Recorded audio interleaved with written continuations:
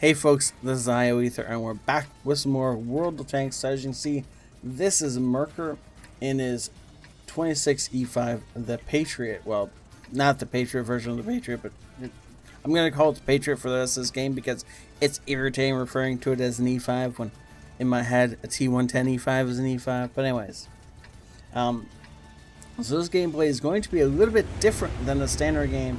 I in fact am taking two perspectives and combining them into a single solitary game. Unfortunately, because of when I had to record this particular replay, it's a 9.17 game, so we do not see some ammos and stuff like that. There's going to be a couple other glitches. I'm sorry, I can't do anything about those. And you guys obviously can't see a face cam. Again, I'm sorry, I can't do anything about that.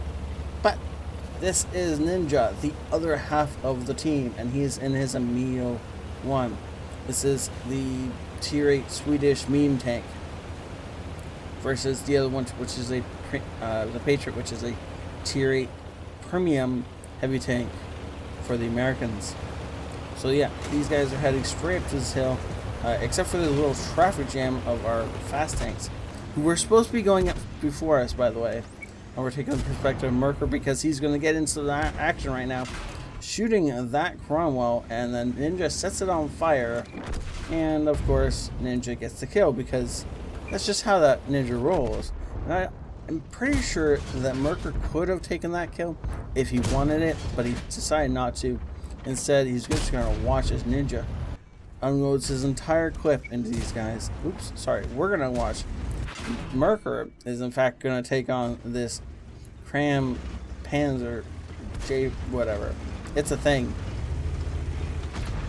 It's a Cran J Panther, and it's a tier 8, and that is one of the most interesting ways of destroying an enemy tank I have witnessed in a long time. Flipping back over to Ninja as he is now in the heat of the action, and that's how this whole gameplay is going to play out, by the way. We're going to flip between whoever's in the action and whoever's not. We're just going to cut out that bit because you guys don't really want to see non-action parts, right? So we know Merker's about to do something really cool, and it looks like he's about to shoot this OI in the back. He gets one decent shot off. He realizes he's got enemies shooting at him, so he's going to pull back. He doesn't want to poke this ridge too much unless he's in cover or invisible, and he's invisible currently. We can't see the dick marks, thus they can't see him. But at the same time, he's got other targets, and already Ninja is unloading into them. But we see a Hummel, so we missed the Hummel. So again, Ninja's going to pick up where we left off, and we're going to see the action from his perspective. Backing up far enough that he can shoot the front of the Emil, puts two good shots into it. Unfortunately not able to put the last shell in, but he's able to look over and just take out the Hummel. And he's got one last shell in the clip. Who wants it? Who wants it? Nobody wants it. It looks like he's going to reload, and while he's reloading, we're going to flip over. No, he fires it, but obviously that is not the point right now because there's an ISU coming up behind our intrepid heroes. That was a T26E5 that just died because it tried to take on an ISU from the front. And so Ninja, having learned the lesson, pulls around the back side of the ISU. He lets Merker kind of dent it up a bit, and then he just auto locks on and boom. And great thing about an auto loader is, well, you get more than one shot. So he just takes out that poor ISU. In the meantime, though, Merker is working on the STRV and the Ripper pattern over here. Using the cover of the dead ISU, he's going to work both tanks over as best he possibly can. And just make sure they get as few shots at him as possible. Now, it should be noted that if either of these guys rolls high, Merker's going to die. He can take at least one more shell, assuming they're rolling average damage. If they don't roll average damage, if they roll high though, well, sorry, I forgot the SRB only did 150 damage. But either way, the Ripper pattern rolled low, thankfully, because otherwise that could have been bad. And in the meantime, we're gonna watch as looks like Ninja's gonna take apart this poor IKV. Yep, there it goes, and not gonna get a shot on the M4. He's still looking for it. He's still looking for it. He doesn't want to shoot at the frontal armor, and it looks like the M4 is not going to give him any other shots. So once the IS-3 has killed the Ripple pattern, which is just right beside where, well, we know where it was. Ninja just goes in for the kill. And now he's going to race over to try and get to Dicker Max to do some damage, but he's reloading, so it's unlikely that any more damage is going to get done in this game. This was a great game for our two intrepid heroes. If you guys have enjoyed me doing these kinds of videos, please do tell me in the comments or hit that like button.